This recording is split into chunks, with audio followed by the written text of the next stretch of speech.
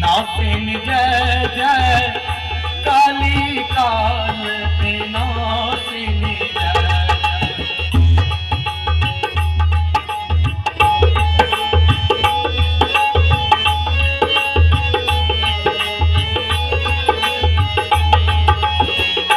दुर्गे दुर्गति नासिनी जय जय काली काल विनाशिनी जय जय दुर्गे दुर्गति नासिनी जय जय काली काल विनाशिनी जय जय दुर्गे दुर्गति नासिनी जय जय काली काल विनाशिनी जय जय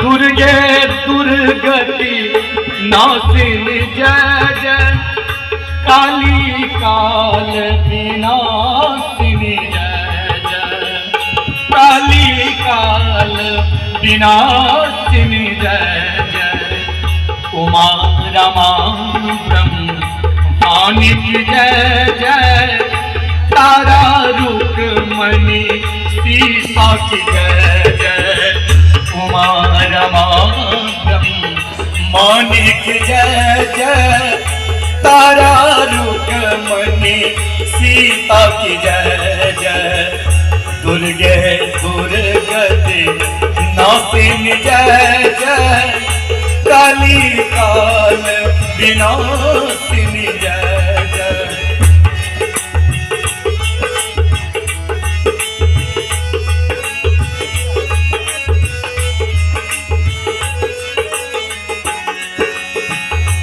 दुर्गे दुर्गति नासिनी जय जय काली काल विनाशिनी जय जय काली काल विनाशिनी जय जय दुख दारिद्र रोग हरे मां सद्गति सुलभ प्रदान करे मां दुर्गा दुर्गति नासिनी जय जय काली काल विनाशिनी जय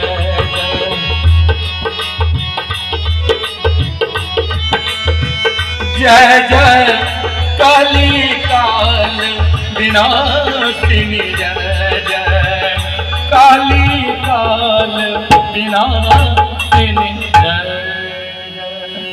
बोले शेरा वाली मैया की सांचे दरबार की।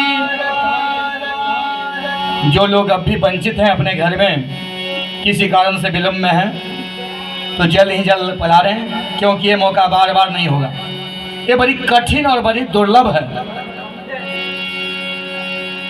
इसलिए जब तक भगवान नाम का चिंतन स्मरण करते हैं तब तक अतिशीघ्र आए, नहीं तो फिर कथा शुरू हो जाएगी।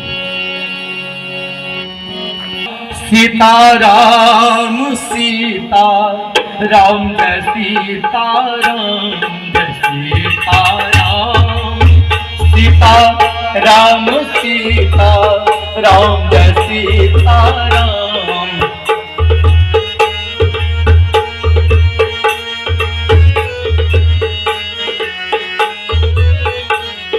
जय सीता राम सीता राम सीता राम जय सीता राम जय सीता राम सीता राम सीता राम जय सीता राम जय सीता राम सीता राम सीता राम जय सीता राम जय सीता राम सीता राम सीता राम जय सीता राम सीता राम सीता राम सीता राम जय सीता राम जय सीता राम सीता राम सीता राम जय सीताराम। जय राधे श्याम राधे श्याम राधे श्याम जय राधे श्याम।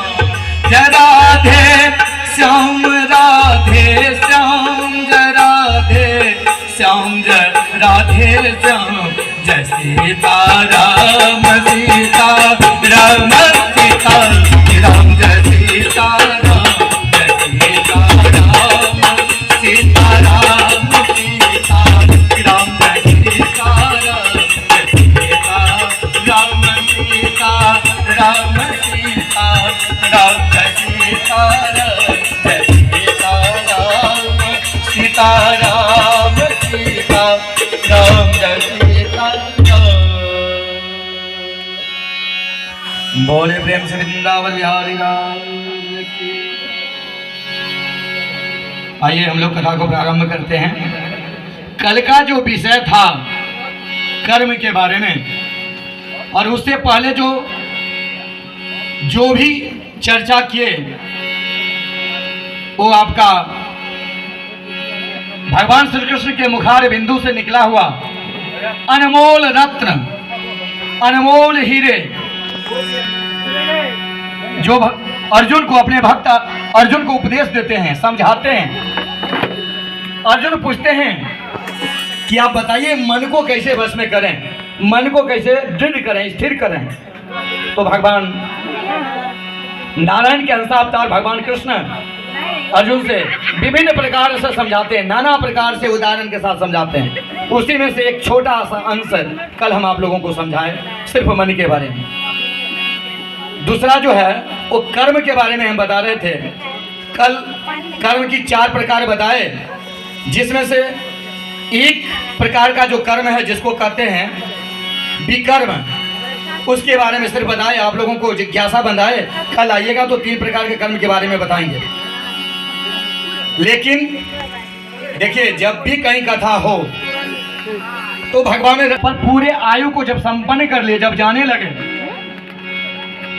तो हनुमान जी बोले प्रभु सभी भक्त को अपने अपने स्वरूप दे दिए, जो जहां से आए थे उनको भेज दिए, मैं क्या करूं। तो भगवान राम वहां अपने भक्त हनुमान जी से कहते हैं, मैया वैदेही के द्वारा पहले ही दीर्घायु का आशीर्वाद, चिरंजीवी का आशीर्वाद हनुमान जी को प्राप्त हो चुका है। देखिए, आज तक कोई भी संज्ञे माँ भी जो है, सगी माँ भी अपने पुत्र का हुआ सब कुछ नहीं दे पाई जितना हनुमान जी को प्राप्त हुआ। हनुमान जी को बहुमूल्य चीज की प्राप्ति हुआ हो माता सीता जी का दिया हुआ।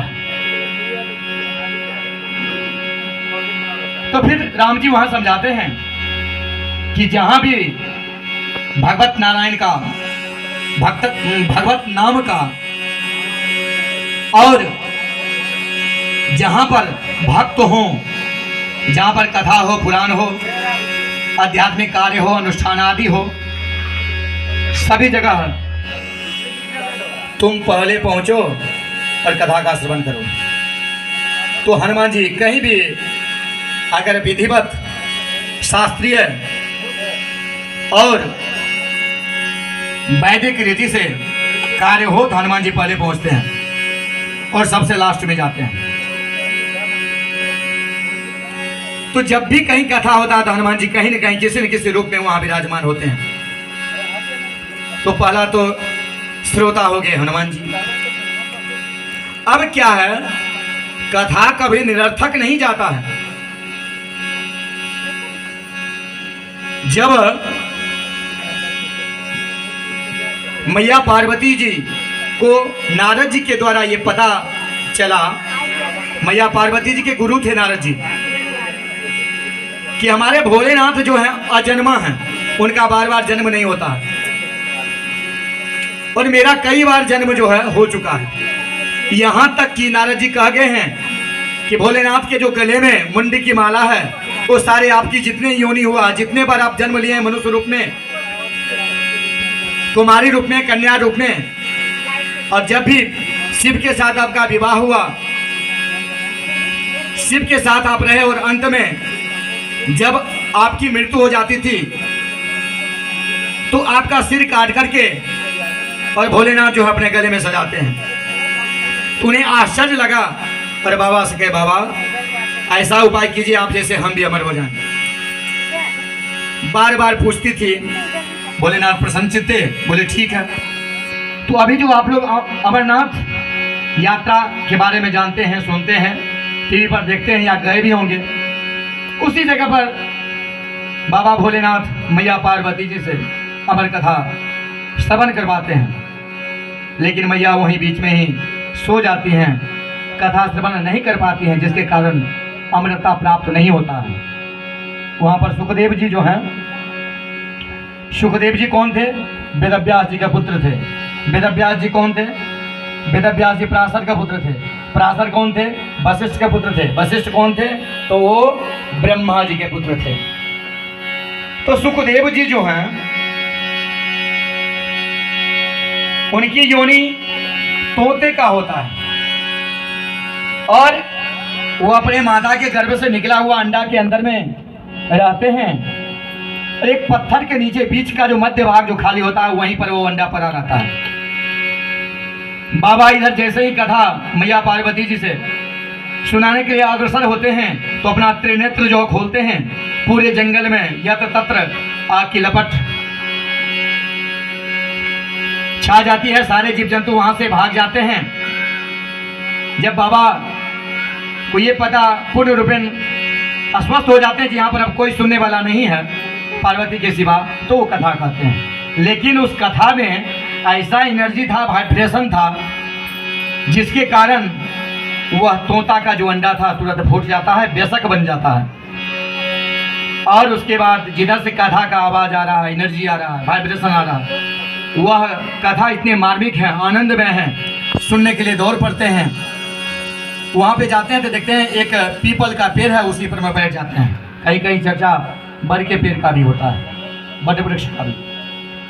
और कथा का श्रवण करते हैं। मैया पार्वती बीच में ही सो जाती हैं, बाबा तो आंख बंद करके कथा कर रहे हैं। जब भी कोई वक्ता होते हैं तो अंतर ध्यान होकर के ज्यादा कथा करते हैं। तो बाबा भी वहां अंतर ध्यान होकर के आंख बंद करके, आंख मुंद करके कथा कर रहे हैं। मैया पार्वती बीच में सो गई। सुखदेव जी को लगा, हाय राम अब क्या होगा। मैया सो गई तो बाबा तो कथा ही बंद कर देंगे। क्यों? क्योंकि यदि कोई कथावाचक हो, कथा कर रहा हो, तो श्रोता उसमें हाँ में हाँ मिलाते हैं, तो कथावाचक को लगता है ये कथा श्रवण कर रहे हैं, तो मार्मिक पद को जो है वहां पर रखते हैं, प्रसंग को रखते हैं। लेकिन यदि श्रोता के स्थान से आवाज नहीं आए तो कथावाचक जो है यत्र तत्र चले जाते हैं। तो वही हुआ वहां। सुखदेव जी समझ रहे हैं यदि मैया तो आवाज देना बंद कर दी, यदि हम भी आवाज नहीं देंगे तो कथा ही बंद हो जाएगा, तो फिर तो हमें अमृता प्राप्त होगी नहीं। तो हुंकार ही मारते हैं। बाबा पूछते हैं समझ रही है ना? तो सुखदेव जी ऊपर तोता रूप में देते हैं, तो हुंकार ही देते हैं। हाँ, बाबा को लग रहा है कथा पार्वती श्रवण कर रही हैं, पूरे कथा को कहते हैं। कथा के बाद देखते हैं तो पार्वती जी सोई हुई है। बाबा को आश्चर्य होता है, ये सोई रही थी तो कथा श्रवण कौन किया? तब तक माता जी अर्ध निद्रा में थी, निद्रा का खंडन होता है और बाबा की ओर देखने लगती है। बाबा पूछते हैं पार्वती, मैया बोलती है हाँ। कथा श्रवण की? मैया कहती है हाँ। एक दो प्रसंग रखे, मैया वहां जवाब नहीं दे पाती हैं। बाबा को आश्चर्य हो रहा है, अगर पार्वती सो गई तो फिर कथा को श्रवण कौन कर रहा था?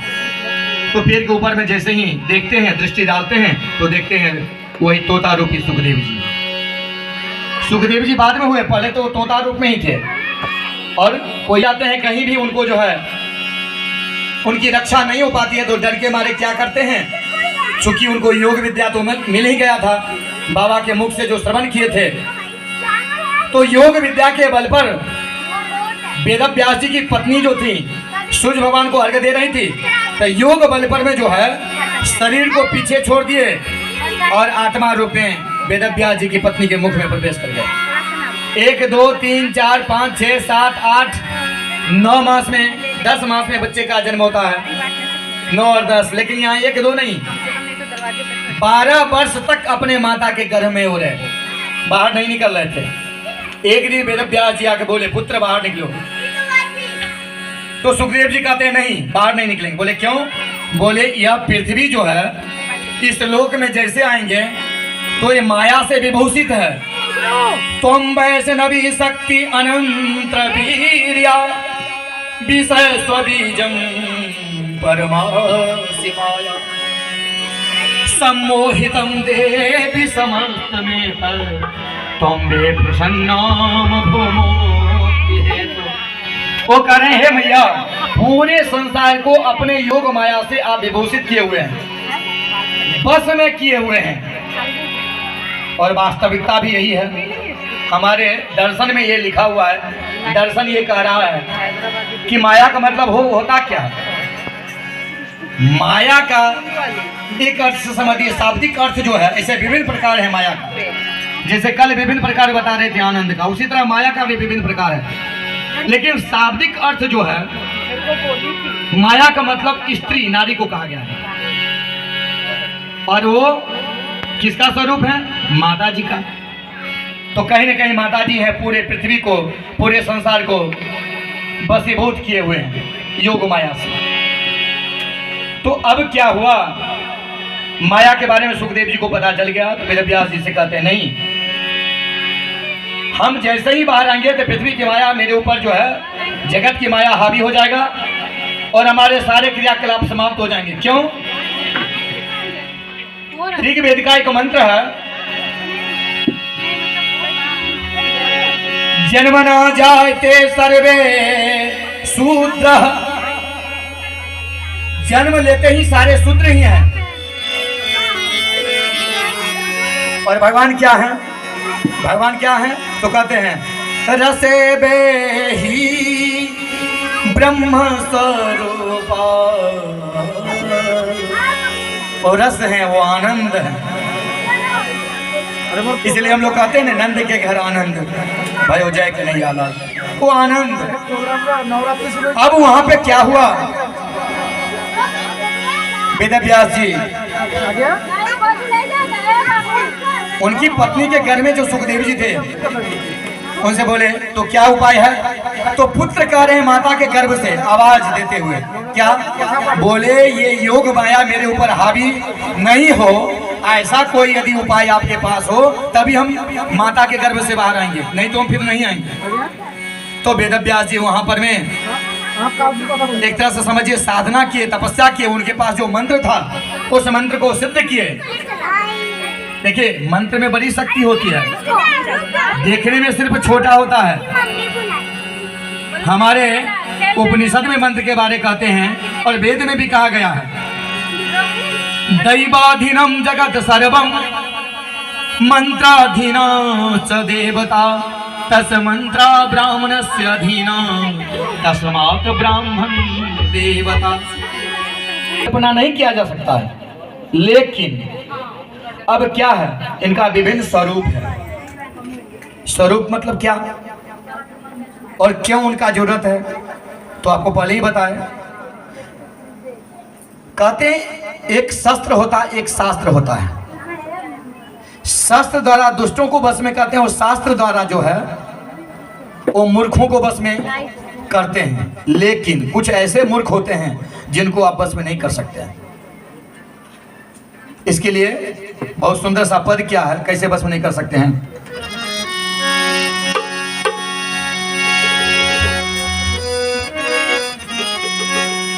दिवा काले सर्वे दृष्टवता जन्तवः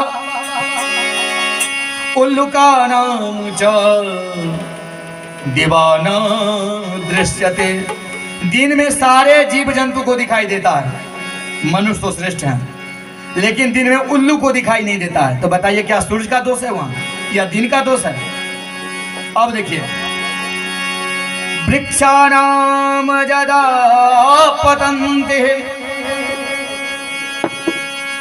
चत्वारि तस्य वृक्षा तेन पत्राणि न पतन्ति।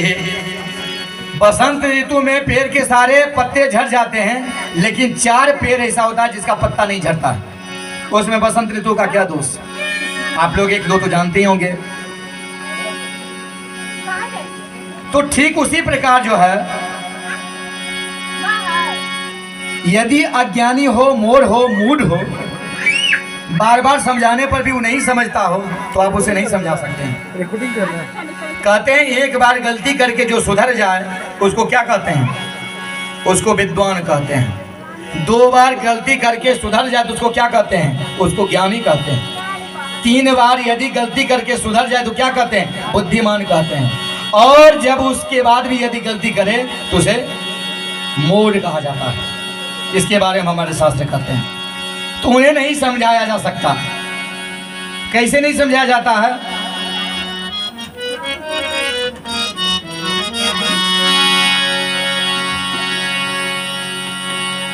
ओए राहुल उसे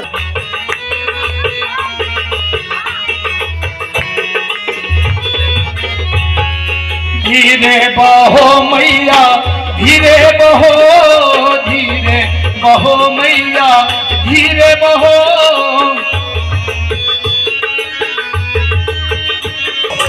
मेरे नैया तेरा जरा मंगा मैया, धीरे बहो। मेरे नैया मेरा जरा मंगा मैया, धीरे। केवट जो है बड़ी प्रसन्न हो रहा है वहां पर। मेरे नैया में राजा राम बैठे हैं। हे गंगा मैया, आप सने सने बहिए, धीरे धीरे चले। क्यों? क्योंकि प्रभु राम जी जो हैं, माता वैदेही और साथ में लक्ष्मण कुमार, इन्हें कोई कष्ट ना हो। यदि कष्ट होगा तो फिर जो है मेरा पार उतारना, क्या बोल रहे हैं? इसका क्या फल रहता है? तो मैया से प्रार्थना करें, गंगा मैया से। तो अब वहां क्या है? बर में को गुणी पुत्रो नो च मूर्खा सप्ताओ न भी एक चंद्रो तमोहंती नो च तारा सहर्ष। इधर उधर नाना प्रकार के, जैसे आप जंगल में जाते हैं तो मार्ग के किनारे, रास्ते के किनारे बहुत सारे झरबेटियां का पेड़ आपको दिखाई देगा, जिसमें 1, 2, 3, 4 नहीं लाखों बैल रहती हैं। और वहाँ यत्र तत्र सड़क के किनारे, मार्ग के किनारे गिरा हुआ होता है, और कोई बच्चा भी उठा कर उसको नहीं खाता है। यानी निरर्थक है, कोई कार्य का नहीं है। ठीक उसी प्रकार जो है, यदि खरबों तारे मिलकर इस पृथ्वी को उजालित नहीं करता, प्रकाश नहीं दे पाता है, लेकिन एक चंद्रमा जो है, जैसे ही शुक्ल पक्ष होता है या कृष्ण पक्ष में जब उनका तिथि होता है तो पूरी पृथ्वी आनंदित होती है, शीतलमय होती है। तो कहने का मतलब, घर में यदि 1, 2, 3, 4, 5 पुत्र ही उत्तम हो, सर्वोत्तम हो, तो आपके कुल का उद्धार कर देता है, नहीं तो सभी मिलके बेकार है।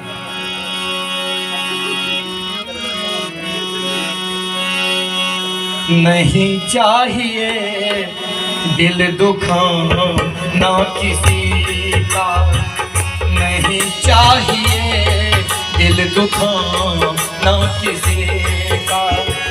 सदा ना रहा है, सदा ना रहेगा, सदा ना रहा है, सदा ना रहेगा जवाना किसी का। नहीं चाहिए दिल दुखाना किसी का।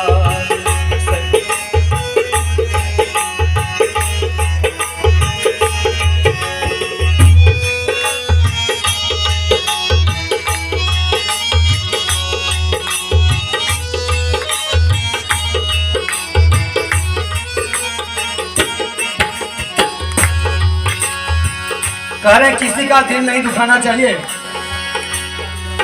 किसी की सत्ता हमेशा नहीं रहती है, और यदि सत्ता रहे, यदि वो पावरफुल हो जाए, एक दिन माता ही नहीं, माता की शक्ति ही समाप्त कर सकता। माता तो दूर की बात है। यानी शत्रुओं को, असुरों को जब मारना होता है तो विशेष परिस्थिति में ही माता जी प्रकट होती हैं, जन्म लेती हैं। क्योंकि माता जी को जन्म लेने के लिए उस तरह का जठराग्नि होना चाहिए, शरीर होना चाहिए, गर्भ होना चाहिए और माता होना चाहिए। माँ उस प्रकार की होगी तभी माता जी उसमें विराजमान होंगी। तो ये संसार में जो है बिरले को ही यह सुख प्राप्त होता है, और यदि प्राप्त हो गया तो जितने आपकी तपस्या है, जितने पुण्य हैं, सारे वहां नगण्य हो जाएंगे। ऐसा पुण्य का उदय हो जाता है। लेकिन ये तभी प्राप्त होता है जब बार बार आप स्मरण कीजिएगा उनका। सूरदास जी अपने दोहाबली पद में बहुत सुंदर लिखते हैं,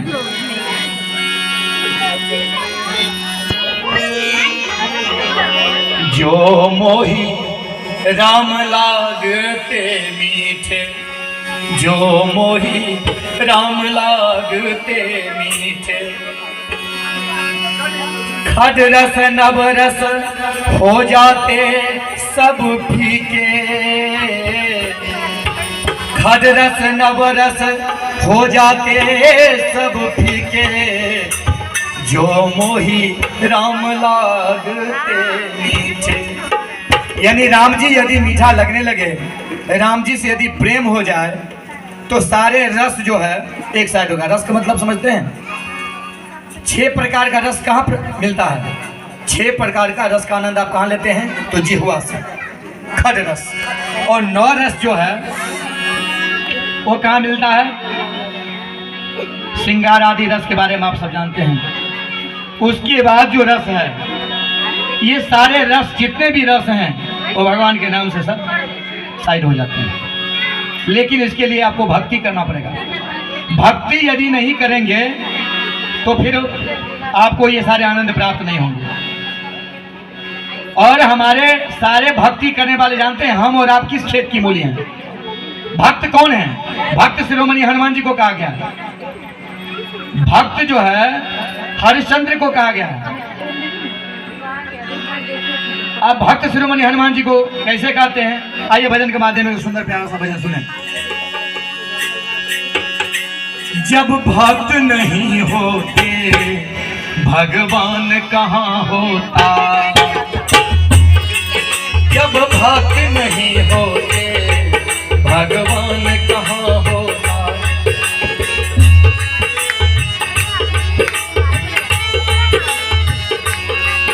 जब भक्त नहीं होते भगवान कहाँ होता, जब भक्त नहीं होते भगवान कहाँ होता। तेरी मेरी समस्या का, तेरी मेरी समस्या का समाधान कहाँ होगा? तेरी मेरी समस्या का समाधान कहाँ होता? जब भक्त नहीं होते भगवान कहाँ होता।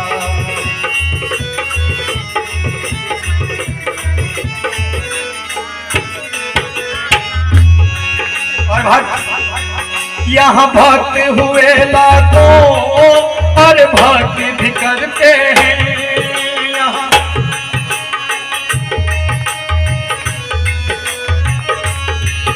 यहाँ भक्त हुए लाखों और भक्ति भी करते हैं। यहाँ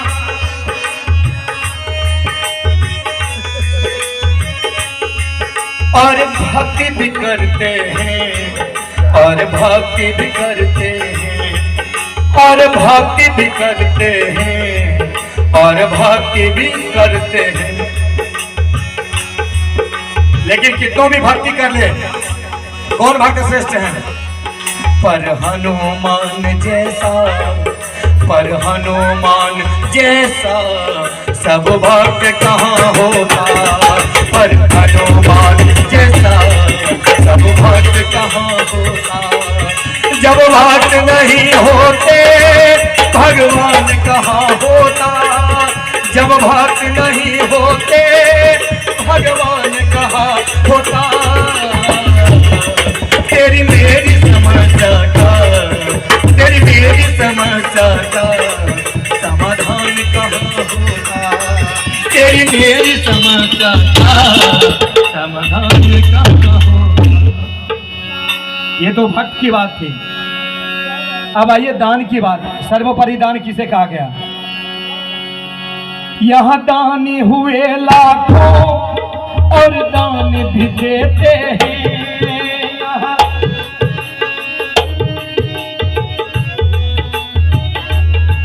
यहाँ दानी हुए लाखों और दान भी देते हैं, पर कन्यादान जैसा, पर कन्यादान जैसा सब दान कहाँ होता, पर कन्यादान जैसा सब दान कहाँ होता। जब भक्त नहीं होते भगवान कहाँ होता।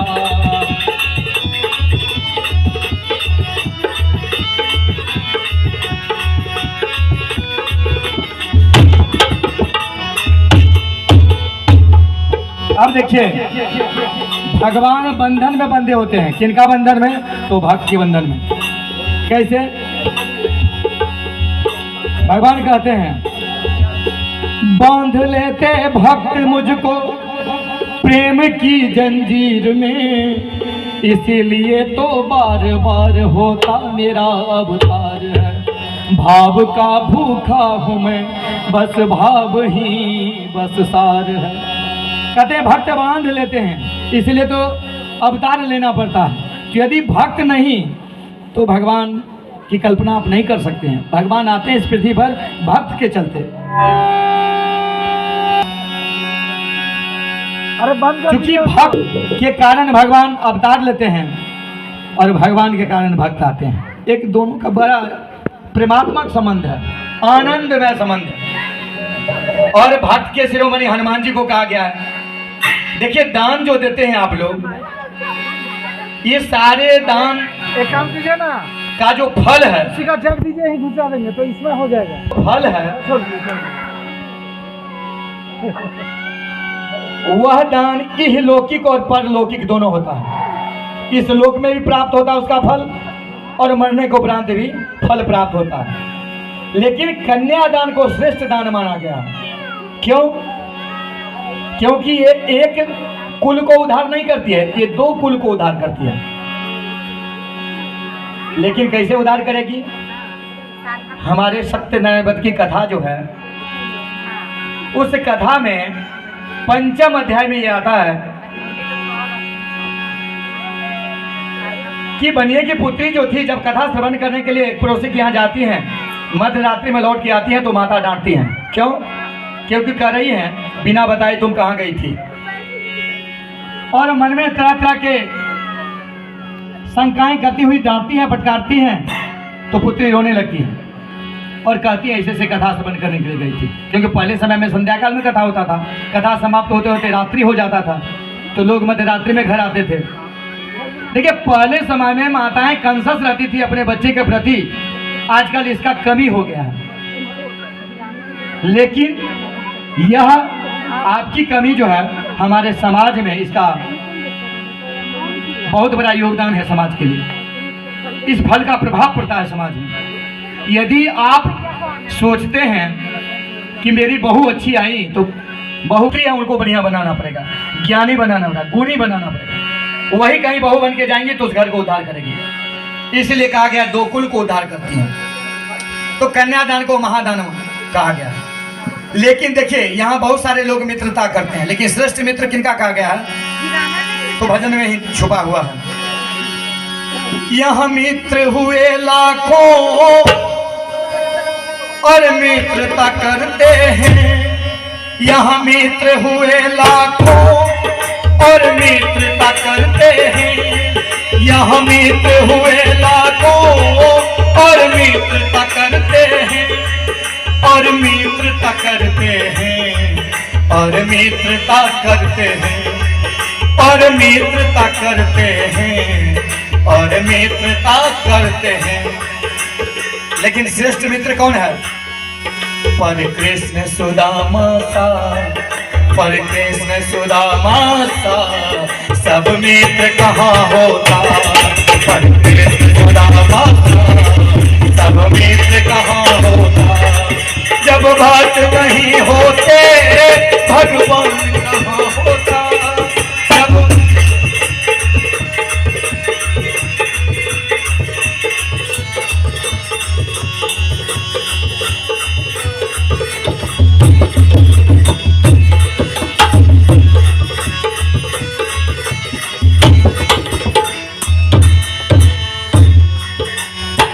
भजन का अंतिम जो पद है देखिए कितना रहस्यात्मक है।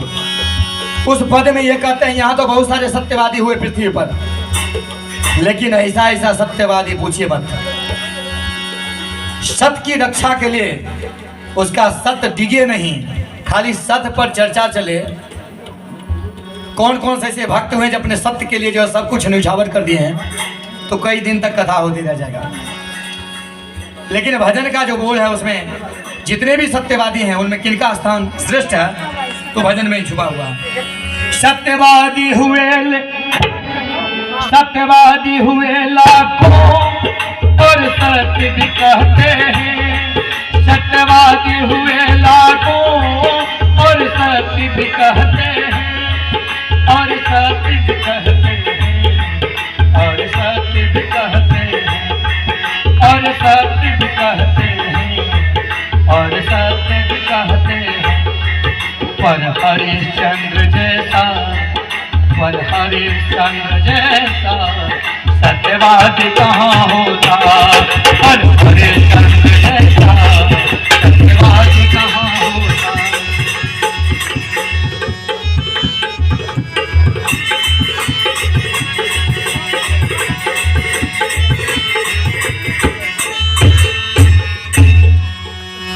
क्योंकि उस सत्य के चलते जो है सत्य की रक्षा करने के लिए अपने पुत्र को बेच देते हैं, सत्य की रक्षा करने के लिए पत्नी को बेच देते हैं, राजपाट सब समाप्त। और जानते हैं कौन सा सत्य है? आप लोगों की कल्पना से बाहर की ये सत्य है। आप लोगों की कल्पना से बाहर का ये सत्य है। आप लोग अभी दक्षिणा देते हैं या हम प्लानिंग करते हैं ये काम करेंगे, रात में थोड़ा सा तबीयत गड़बड़ क्या हुआ या रिजल्ट आने वाला है तो तुरंत कहते हैं भगवान 1.25 मन लड्डू चढ़ाएंगे, 3 दिन तक व्रत करेंगे। और जैसे सुबह हुआ तो कहेंगे नहीं 1.25 किलो से भी काम चलेगा, 1 दिन में व्रत कर देंगे तो भी काम चलेगा, तुरंत बदल देते हैं। लेकिन देखिए वहां पर क्या होता है, हरिश्चंद्र जो है भगवान राम के ही वंशज में से थे। और एक दिन स्वप्न उनको आया जो कि विश्वामित्र जी हमारे यहाँ जो है दान लेने के लिए आए हैं और दान में पूरे राजपाट को हम दे दिए। ये स्वप्न में वो देखा, जैसे स्वप्न में देखा जो राजपाट दे दिए हैं, सुबह होकर विश्वामित्र जी वहां गए। जैसे ही विश्वामित्र जी को देखते हैं हरिश्चंद्र तो समझिए 144 क्या कहते हैं, धक धक जो होता है, गति जो होता है हार्ट की होने लगता है। डर के मारे हालत खराब। क्या क्यों? क्योंकि रात में स्वप्न में तो दे दिए, सुबह सुबह आ गए, पता नहीं क्या होगा। बड़ी उनका जो है सेवा सत्कार किए। सेवा सत्कार के उपरांत हाथ कप कपाते हुए जो है विश्वामित्र से बोलते हैं महाराज बोलिए, ऋषि पर बोलिए आपका आना जो इधर हुआ किस अभिप्राय से आप आए हैं, क्या इसका प्रयोजन है? तो विश्वामित्र हंसने लगते हैं, बोले आपको समझाना पड़ेगा, आपको क्या पता नहीं है इसका? हरिश्चंद्र को सब पता है, लेकिन फिर भी जो है बनावटी हंसी लाते हुए बोले नहीं है ऐसा तो कुछ पता नहीं।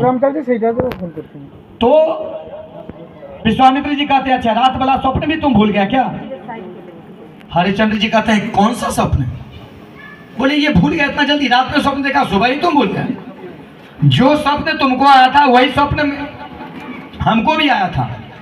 तो हम भगवान को प्रार्थना किए, प्रणाम किए हैं, देवता आपका असीम कृपा मेरे ऊपर है, इतना बड़ा राजपाट का आप दान दे दिए हैं, तुम दान में मुझे राजपाट दिया था कि नहीं? हरिश्चंद्र कहते हैं पहले तो 1-2 बार बोले ना ना ऐसा नहीं, फिर जैसे डांटे तो बोले हाँ हाँ। बोले तब तुम भी हम तैयारी करो यहाँ से निकलने की, पूरे राज्य तो मेरा है। अब फिर क्या था, नहीं तो तेरा सत्य ही समाप्त हो जाएगा। तत्क्षण जो है पत्नी को बुला करके वहां पर में पुत्र को जो है सबने बुलाए और इसका निर्णय निकाले। पत्नी पूछते हैं क्या करें? पत्नी कहती है बस मैं आपका हूं, आप जैसा चाहे करें। पुत्र भी वही जवाब। हरिश्चंद्र तुरंत जो है संकल्प करके वहां पूरे राज्यपाट सहित धन धान से परिपूर्ण सभी दान कर देते हैं। वहां से जैसे निकलने रहते हैं तो विश्वामित्र कहते हैं ठहरो, इतने बड़े राजपाट का दान किया है? बोले हाँ। बोले तो दान सुना है, दान जब भी लोग करते हैं तो उसकी दक्षिणा भी दिया जाता है, और जितना बड़ा दान दक्षिणा भी उतना बड़ी, तो फिर इसका दक्षिणा भी होना चाहिए। बोले हाँ होना चाहिए। तो दो। बोले मेरे पास तो नहीं है। तो बोले तेरा सत्य समाप्त हो जाएगा। बोले ठीक है हम उपाय करते हैं। बहुत सारे उपाय किए, अपने मित्र को बुलाए, उसको बुलाए, उसके बुलाए, जहां तहां से व्यवस्था हुआ, लेकिन पूर्ण रूपेण जो है क्योंकि उनका राज्य भी बड़ा था तो उसका दक्षिणा जो है उपार्जित नहीं कर पाए। अंत में पत्नी बिक जाती है, पुत्र पत्नी दोनों बिकने के उपरांत अपने आप को बेच देते हैं। इस प्रकार लूट जाते हैं, समाप्त हो जाते हैं। लेकिन सत्य का वो ताकत था, लास्ट में पुनः उनको राज्य भी प्राप्त होता है, ऐश्वर्य की सामग्री प्राप्त होता है और दीर्घायु भी होते हैं। तो सत्य का बल है। और ये सारे सत्य नहीं, सिर्फ स्त्रियों की बात बताते हैं, चूंकि मामला है। तो एक बहुत सुंदर सा पद क्या है देखिए, स्त्रियां भी यदि अपना प्रतिव्रता धर्म को रखें, सत्य के बल पे चलें तो देवताओं को बस में कर सकती हैं, सूर्य को रोक सकती हैं। ये पहले समय का है, अभी भी साधना करें तो परिवार में सबको सुरक्षित रख सकती हैं। कौन सा भजन है?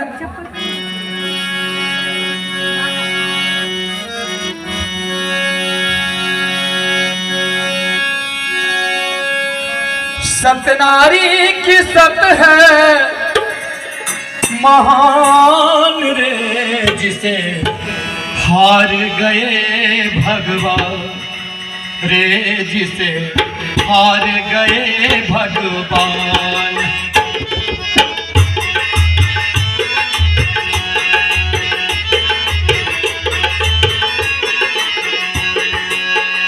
सतनारी की सत है, सतनारी की सत है महान रे, जिसे हार गए भगवान रे, जिसे हार गए भगवान रे, जिसे हार गए भगवान।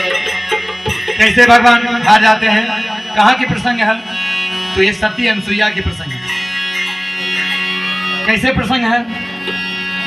तो एक बार क्या होता है सो सुनिए। सज्जनों ध्यान से सुनो ये कहानी। थी पार्वती, लक्ष्मी, सरस्वती और गौरा रानी, वो अपने अपने पति से वो करके बहाने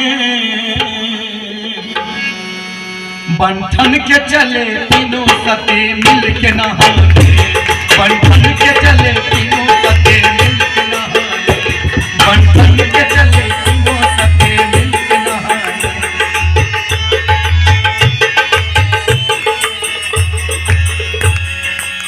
तीनों सती आ जाते हैं क्षीर सागर के किनारे, स्नान करने लगती है खुद होके।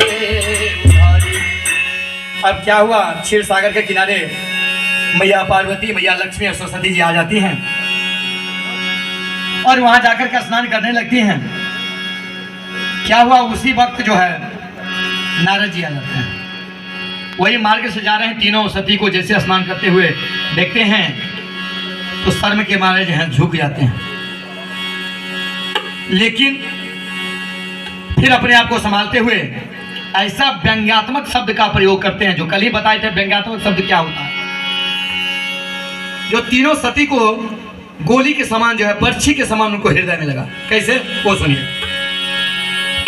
इतने में टहलते हुए नारद जी आ गए, इतने में टहलते हुए नारद जी आ गए, तीनों सती को देख कर बेचारे लजा गए, तीनों सती को देख कर बेचारे लजा गए।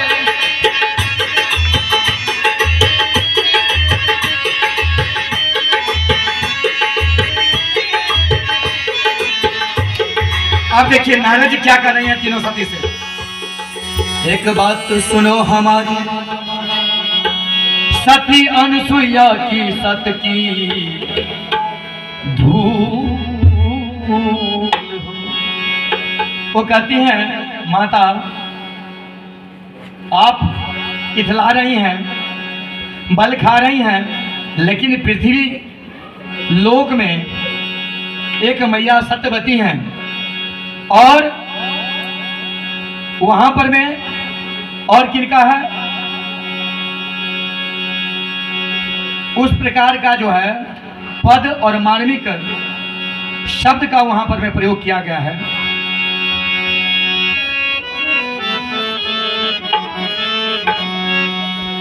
किनके द्वारा? तो बिंदु जी के द्वारा। क्या कह रहे हैं?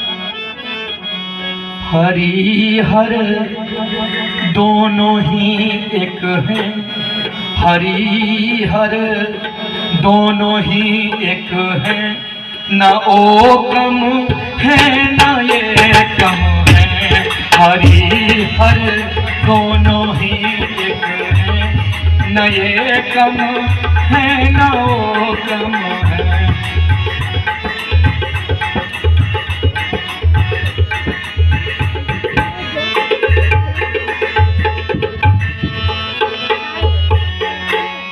हरि हर दोनों ही एक हैं, ना ये कम है ना वो कम है। हरि हर दोनों ही एक हैं, ना ये कम है ना वो कम है। हरि हर दोनों ही एक हैं, ना ये कम है ना वो कम है। हरि हर दोनों ही एक है, न ये कम है न वो कम है। हरि हर दोनों ही एक है, न ये कम है न वो कम है। ये क्यों एक दूसरे को कम नहीं मानते हैं? ये सतीत्व के लिए। अगर स्त्रियों में सतीत्व हो तो बस में हो जाते हैं। तो सती अनसुईया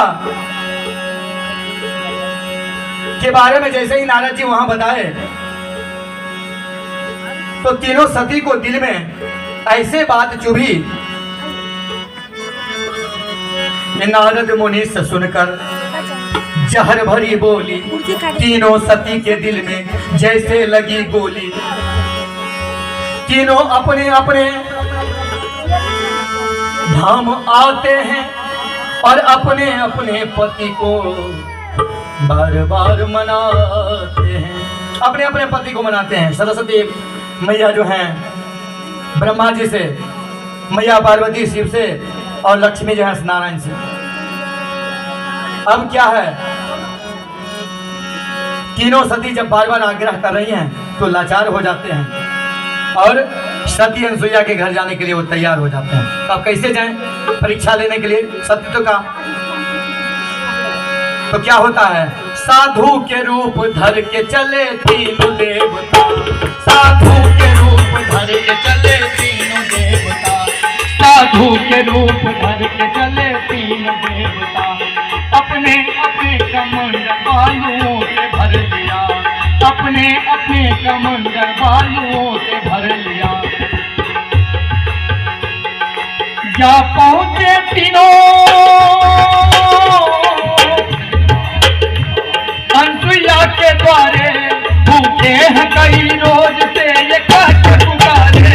भूखे हैं कई रोज से ये कह के पुकारे।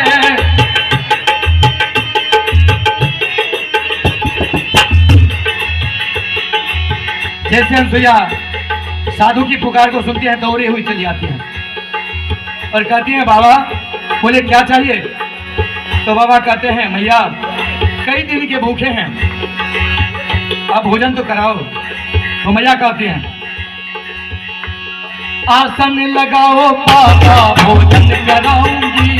आसन लगाओ बाबा भोजन कराऊं।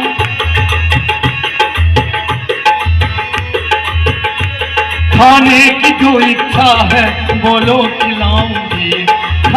की जो इच्छा है बोलो खिलाऊंगी, खाने की जो इच्छा है बोलो खिलाऊंगी। लेकिन यहाँ तो विचित्र बात है, क्योंकि बाबा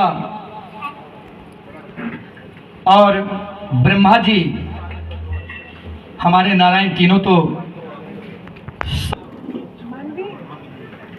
सतित्व के बल पर में किस प्रकार सतित्व की रक्षा हो और कैसे दिग्भ्रमित करें, इस उद्देश्य से साधु के रूप धर के गए थे। तो कहने लगे माता वो तो ठीक है, भोजन आप कराएंगे, लेकिन हम इधर उधर का भोजन नहीं करते हैं। बोले कैसे करते हैं? बोले ये जो कमंडल जो है इसमें जो बालू है, इस बालू को बिना अग्नि बिना जल को हलवा बना दीजिए। यदि आपसे हलवा बन जाए तब तो आपके यहाँ आसन लगाएंगे, हम आपके यहाँ जिमेंगे, आपके यहाँ भोजन करेंगे। और का करिश्मा दिखा दिया अनसुईया अपने सत्य का करिश्मा दिखा दिया, अनसुईया अपने सत्य का करिश्मा दिखा दिया। कमंडल में जो भी बात था हलवा बना दिया, कमंडल में बात था हलवा बना दिया। और कहते हैं हलवा तैयार है लीजिए, किस बात की है तेरी भोजन तो कीजिए, किस बात की है तेरी भोजन तो कीजिए, किस बात की है तेरी भोजन तो कीजिए। अब क्या है, वहां पर बाबा साथ में जो उनके मित्र मंडली और जो दो देवता थे वो तीनों कहते हैं माता वो तो बहुत बढ़िया हुआ, लेकिन हम ऐसे भोजन नहीं करेंगे। बोले तो कैसे कीजिएगा? तो कहते हैं आपको यदि भोजन कराना हो तो शरीर का पूरा जो वस्त्र है उसे आप हटाएं और अपने जंघे पे बिठाएं, तत्पश्चात भोजन कराएं। अनसुईया जो है मन में सोचने लगती हैं क्या? अनसुईया अपने मन में वो सोचने लगी, अनसुईया अपने मन में वो सोचने लगी, साधु ये है बदमाश मन में सोचने लगी,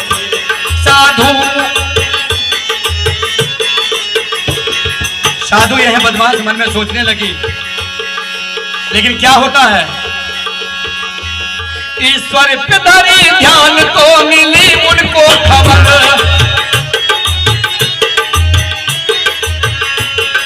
है ब्रह्मा विष्णु और ये शंकर, है ब्रह्मा विष्णु और ये शंकर,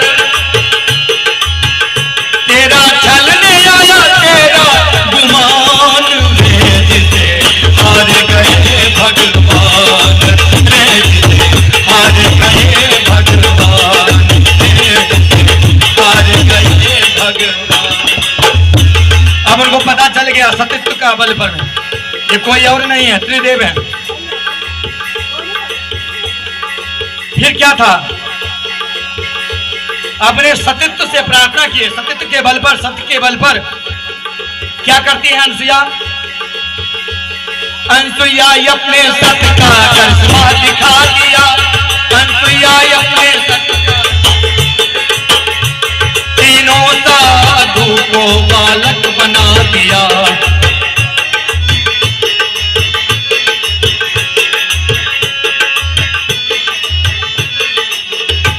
6 मास का तीनों साधु को बालक बना देती हैं। अब तो कोई वस्त्र का भानी ना, और भोजन कराती हैं। अब क्या 1 2 3 4 नहीं, महीनों कई बरस निकल गए, कई बरस निकल गए। ब्रह्मा विष्णु शंकर वापस न घर गए, कोई अपने घर को नहीं लौटते हैं। तो तीनों रानियां जो थी माता चिंतित होने लगती हैं और अपने अपने पति को ढूंढने के लिए निकल पड़ती हैं। अब उनको तो पता है पति कहाँ गए हैं, तो अनसुईया के यहाँ पहुंच जाती हैं। तीनों सती आ जाती हैं अनसुईया के यहाँ और आके कहती हैं क्या मेरे पति आए हैं यहाँ? तो अनसुईया कहते हैं पति, आपके पति तो यहाँ नहीं आए हैं। बोले हाँ। बोले कौन है आपके पति? तो फिर कहती हैं तो कहती है पति, वो तो हमको नहीं पता है, 3 बालक जो है पालना में, 3 पालना में झूल रहे हैं, बल खा रहे हैं, हंस रहे हैं, आनंद ले रहे हैं, जाके देख लीजिए क्या यही आपके पति हैं? जैसे वहां तीनों सती पहुंचती हैं तो देखती हैं पालने में तीनों खेल रहे हैं। कौन कौन? ब्रह्मा, विष्णु और महेश। हाथ जोड़ लेती हैं, कहती है माता क्षमा कर दो अपराध को। और उसके बाद जो है फिर ब्रह्मा, विष्णु, महेश को पुनः जो है साधु के रूप में वापस कर देती हैं। फिर साधु के रूप से वो प्रकट हो जाते हैं, वहाँ अपने रूप में आ जाते हैं और वरदान देते हैं माता को। माता कहती है माता वरदान मांगो। मैया कहती हैं देखिए यदि वरदान देना ही चाहते हैं तो चूंकि पुत्र रूप में आपको बनाए थे तो आप तीनों पुत्र रूप में मेरे यहाँ आ जाएं। बोले पुत्र रूप में आ जाएं तीनों, बड़े कैसे करें? बड़े सोचने विचारने के बाद बोले ठीक है पुत्र रूप में तो तीनों आ जाएंगे, लेकिन देखिए वो ब्रह्मचारी होंगे, विवाह वगैरह नहीं करेंगे, उनका वंश वृद्धि नहीं होगा। तो मैया कहती है जब वंश वृद्धि नहीं होगा तो अपने पुत्र अपने पास रखिए, मुझे मत दीजिए। फिर उसके बाद समझाते हैं और तीनों पुत्र के रूप में उनके घर में प्रवेश करते हैं और उस तीनों के अंशावतार से जो पुत्र जन्म होता है उनका नाम होता है दत्तात्रेय। बोले दत्तात्रेय महाराज की। भगवान दत्तात्रेय का जन्म होता है जिन्हें 24 गुरु होते हैं। अब जानते हैं दत्तात्रेय चूंकि भगवान त्रिदेव का ही अंशावतार, तो विवाह कार्य करना ही नहीं है। बहुत सारे चेला उनका बने, संसार में ख्याति छाने लगा, बहुत सारे भक्त बनने लगे। अब क्या हुआ, एक दिन तेजस्वी नारद जी वहां जाते हैं और दत्तात्रेय से कहते हैं कौन? हे त्रिदेव स्वरूप भाई दत्तात्रेय, हम कुछ जवाब देते नहीं पाएंगे। आपके बहुत चाहने वाले भक्त हैं, बोले मजाक हो रहा है या उनकी आप रक्षा करें वही बताएगा। और संसार में चहु और भक्त ही भक्त हो, उन्हें आशीर्वाद दें। अब क्या है, साधना करते थे कहाँ पे? गंगा के किनारे में दत्तात्रेय। नारद जी से कहने लगे देखिए ये इतने लाखों जो बैठे हैं सारे भक्त नहीं हैं। बोले कैसे? ये सारे भक्त हैं, आपके अनुयायी हैं। देखिए भक्त 3 प्रकार का होता है, 3 प्रकार के भक्ति भी होते हैं। कैसे? समर्पणम भावम च भक्तिम श्रेष्ठम, ज्ञानम भक्तिम द्वितीयेव च, दृष्ट्वा भक्तिम दिग्भ्रमतिम, समर्पणम भक्ति श्रेष्ठतम। देखिए 3 प्रकार के भक्त जो होते हैं, एक भक्त होते हैं जो समर्पण वाले होते हैं, उसका पतन नहीं होता हर स्थिति में। और दूसरा जो भक्त होता है वो ज्ञान रूपी भक्ति में होते हैं, वो बीच में होता है, उसका पतन होने का चांस रहता है। और किसी को देख करके जो भक्ति करते हैं वो अभी कर रहा पार तो हम भी करवाएंगे। आप देखा उसका वृद्धि हो रहा है, इसका वृद्धि नहीं हुआ, बिगड़ गया, दूसरे बार बोलना आप पूजा नहीं कर पाएंगे, उसका पतन हो गया। तो देख करके जो भक्त होते हैं उसमें स्थिरता नहीं होता, उसका पतन होने का 100% चांस रहता है। तो नारद जी से जैसे ही दत्तात्रेय कहने लगे तो नारद जी बोले क्या आपके पास कोई उदाहरण है इसका? तो दत्तात्रेय कहते अच्छा ठीक है हम उपाय बताते हैं। नारद जी से कहते हैं आप यहीं कहीं छाया वगैरह में भेष बदल के यह देखिए इस लीला को, जो कौन कौन से मेरे भक्त हैं। अब क्या था, सारे भक्त मंडली वहां गंगा के किनारे में आ गए। दत्ता देखिए ये सारे चीज जो है आप किताब में खोजेंगे तो नहीं मिलने वाला है, आप गूगल से पूछिएगा तो भी नहीं मिलने वाला है, आप आजमा के देख लीजिएगा। ये बड़ी मक्खन चीज जो है, बहुत अध्ययन, बहुत मेहनत, वेद वेदांग उपनिषद आदि का जब कीजिएगा तभी प्राप्त होगा ये चीज जो है जो हम बता रहे हैं। अब क्या हुआ, दत्तात्रेय नारद जी से कहते हैं आप देखिए कौन कौन से मेरे भक्त हैं, जो परफेक्ट भक्त है 100% भक्ति करता है उसका पतन कभी नहीं होगा। तो नारद जी कहते हैं क्या ये सारे जो हैं ये बहुरूपिया हैं? बोले सभी नहीं है, यही तो बताने के लिए आपको हम ये कह रहे हैं जो आप देखिए। तो नारद जी क्या था, तुरंत वहां पर मैं जो है साधु का रूप धर के वट वृक्ष के नीचे बैठ गए। अब इधर क्या हुआ, दत्तात्रेय सारे भक्त से बोले अब साधना करने के लिए हम गंगा जी के तलहटी में जाते हैं, जल के नीचे जा रहे हैं और क्षण मात्र में हम आएंगे, फिर आप लोगों को ज्ञान को उपदेश देंगे। आप लोग यही साधना करो, जब तक हम नहीं आते हैं जल के भीतर से तब तक यही साधना करना, कहीं और मत जाना। सारे भक्त कहते हैं जी सरकार, जी महाराज आप आइए। सारे भक्त वहां बैठ गए, भगवान का नाम का उच्चारण करते हैं। अब जो समर्पण वाले भक्त थे उनको और कोई कार्य दिखता नहीं है, बिल्कुल भगवान का ही कीर्तन भजन चिंतन मनन में लगे रहते हैं। बीच वाले जो थे वो कभी भगवान का भजन भी करते थे, कभी इधर उधर भी करते थे, और जो किसी को देखकर था वो भजन खाली ताली बजा रहे हैं, भजन से कोई लेना देना नहीं है। तो जो समर्पण भाव वाले हैं वो भजन कर रहे हैं। कैसे कर रहे हैं?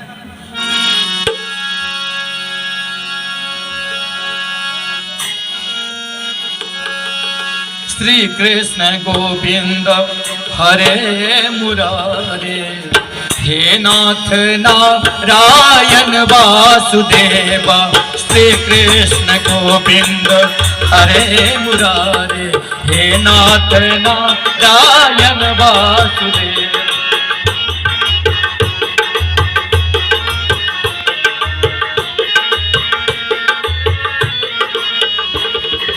हे नाथ नारायण वासुदेव, हे नाथ नारायण वासुदेव, हे नाथ नारायण वासुदेव, हे नाथ नारायण वासुदेव। श्री कृष्ण गोविंद हरे मुरारे, हे नाथ नारायण वासुदेव।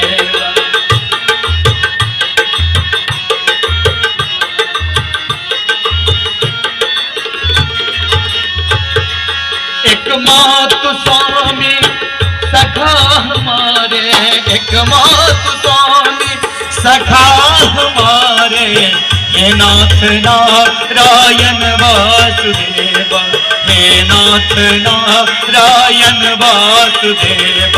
श्री कृष्ण गोविंद हरे मुरारे, हे नाथ नारायण वासुदेव। श्री कृष्ण गोविंद हरे मुरारे, हे नाथ नारायण नारायण नारायण नारायण नारायण नारायण नारायण नारायण नारायण नारायण नारायण।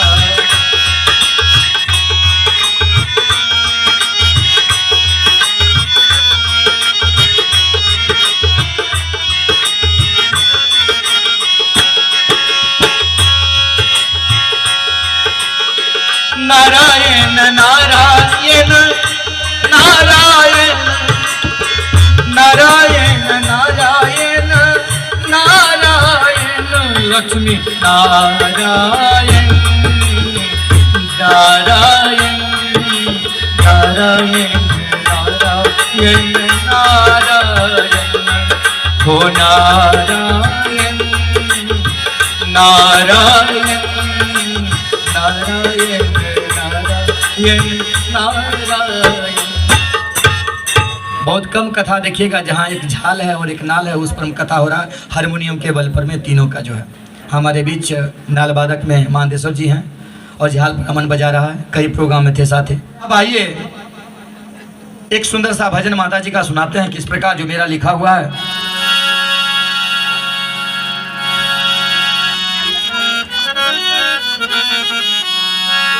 ये कजरी के तर्ज पर है। हमारे राग जो हैं, राग पर आधारित और समय पर आधारित जो भजन होता है उसको सर्वोत्तम स्थान दिया गया था। तो यहाँ पर में हम लोग जो भक्ति कर रहे हैं माता जी का, ये सारे सामान्य हैं। कौन कौन से लोग भक्ति करते हैं, एक दो उदाहरण है बस।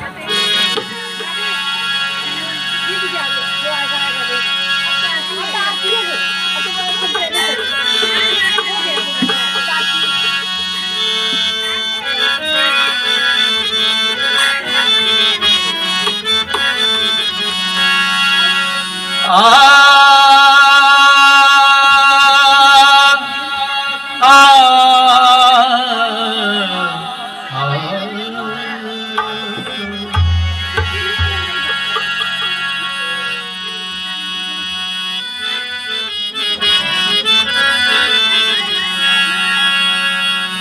उजेला कागा आंगन मां मेरे माँ के भवन मां। आपसे बस एक ही निवेदन यह है कि इसको फेसबुक पर और यूट्यूब पर नहीं डालेंगे। क्यों? इसका कारण यह है जो सिर्फ लिखे इसको भजन निकालना चाहते थे लेकिन निकाल नहीं पाए किसी कारण से। तो आगामी मैया दुर्गा से प्रार्थना करेंगे कि मेरा भजन जल्द से जल्द मार्केट में आए, यूट्यूब पर आवे, इसलिए देंगे नहीं। जे लगा आंगन माँ मेरे माँ के भवन माँ उजेला दुगुन में बजाइए। आगा आंगन माँ मेरे माँ के भवन माँ उजेला कागा आंगन माँ मेरे माँ के भवन माँ।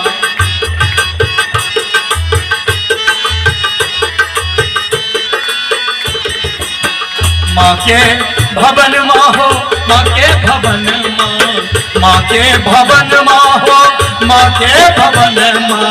पूजेला पूजेला काका अंगन माँ मेरी माँ के भवन माँ।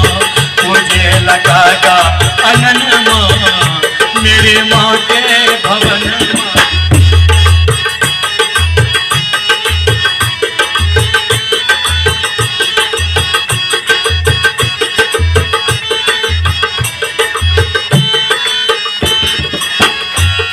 और क्या होता है? चांद सूरज माँ के चमरे गुलाबे, चांद सूरज। हम लोग क्या सेवा करेंगे माँ को? देखिए चांद और सूरज, चांद सूरज माँ के चमरे गुलाबे।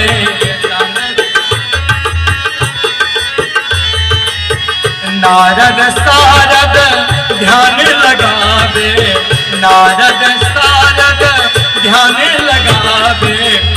और सिंधु धोए चरनिया मेरी माँ के भवन माँ।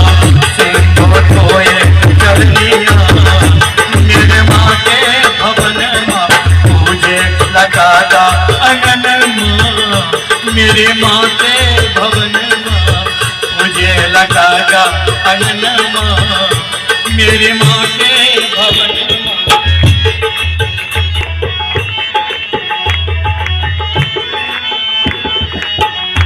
और क्या होता है? चंपा चमेली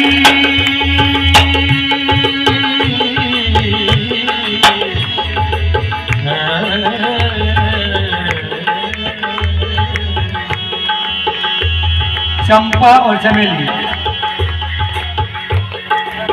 देखिए चंपा और चमेली माता जी का सबसे प्रिय अड़हुल का फूल का माला आप लोग कहते हैं। कनेर का फूल देखे होंगे आप लोग, पीला कनेर का फूल होता है, माता जी को प्रिय है। अपराजिता जो होता है ब्लू कलर का, एक नीलकंठ एक अपराजिता, वो मैया को प्रिय है। और गंधराज का जो फूल होता है, तगर का जो फूल होता है, बेली है, चमेली है, हर श्रृंगार है। हर श्रृंगार की विशेषता है जो शारदीय नवरात्र में ज्यादा वो खिलता है सिर्फ माता जी के लिए। और भूमि पर भी गिर जाए तो उठा के चढ़ाने में दोष नहीं है। और कोई भी फूल को यदि आप भूमि से उठा के चढ़ाते हैं तो दोष कारक है। फूल को यदि छेदन कर देते हैं तो दोष है, लेकिन गेंदा फूल को तोड़ के भी चढ़ा सकते हैं। यदि वस्त्र में फूल को रखते हैं तो अशुद्ध हो जाता है, जल में फूल को डालेंगे तो अशुद्ध हो जाएगा। स्नान करने के उपरांत यदि फूल तोड़ते हैं तो भी अशुद्ध हो जाएगा। अब क्या है, ये सारे फूल जो है मैया का प्रिय है, लेकिन ये सारे ज्ञान उसी को प्राप्त होता है जब पर माँ का विशेष कृपा होता है। कैसे कृपा होता है? तो एक 2017 में एक एल्बम निकाले थे, एल्बम का नाम था मैया के चरनिया। उसका एक भजन है, किस प्रकार वो सुनाते हैं।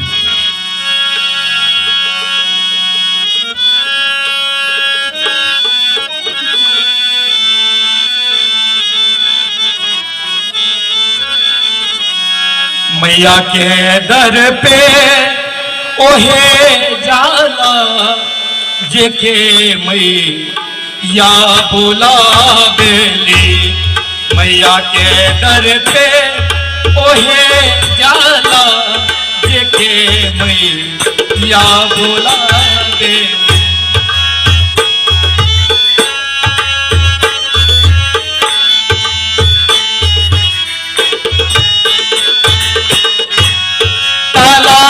किस्मत के खुल जाला, ताला किस्मत के खुल जाला जेके मैया बुला बेली।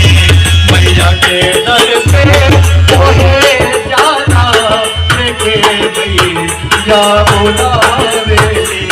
मैया के दर पे ओहे जाला जेके मैया बुला बेली।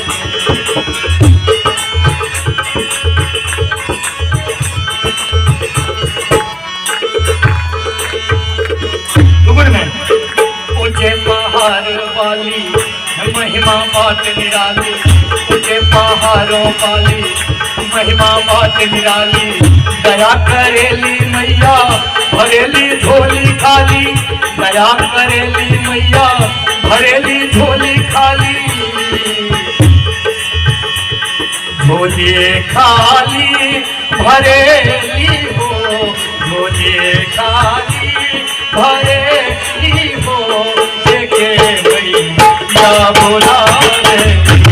मैया के दर पे ओहे जाला जेके मैया बुला।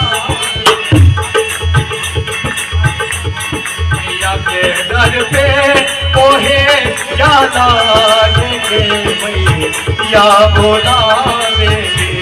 ताला किस्मत के खुल जाला, ताला किस्मत के खुल जाला जेके मैया बुला बेली। मैया के दर पे ओहे जाला जेके मैया बुला बेली। मैया के दर पे ओहे जाला मैया बुला बेली।